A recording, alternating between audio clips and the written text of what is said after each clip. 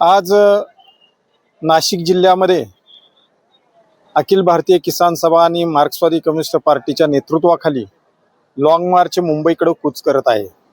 गेल्या 6-7 महिन्यापासून महाराष्ट्रामध्ये वेगवेगळ्या प्रश्नांसाठी आंदोलन सुरू आहेत।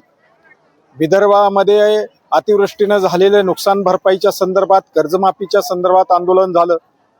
ऊस उत्पादक शेतकऱ्यांचं मराठवाड्यामध्ये आंदोलन झालं। पश्चिम महाराष्ट्रामध्ये हे जमीन अधिग्रहणाच्या संदर्भामध्ये शक्तीपीठसाठी जबरदस्तीने घेत असलेल्या जमिनीच्या संदर्भात आंदोलन सुरूच आहे। गेल्या आठवड्यामध्ये पालघर जिल्ह्यामध्ये चारोटी ते पालघर हजारो लोक चालत आली आणि त्या ठिकाणी ठिय्या मारून बसलेले होते।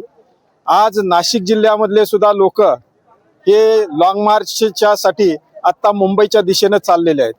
महाराष्ट्रामध्ये जे प्रश्न आहेत, जमीन अधिग्रहणाचा प्रश्न असेल, वनाधिकारचा प्रश्न असेल, कर्जमाफीचा प्रश्न असेल, हे सगळे प्रश्न गेल्या अनेक दिवसापासून भिजत पडलेले आहेत। म्हणून सातत्याने ही आंदोलन करण्याची गरज हे किसान सभेला वाटते आहे।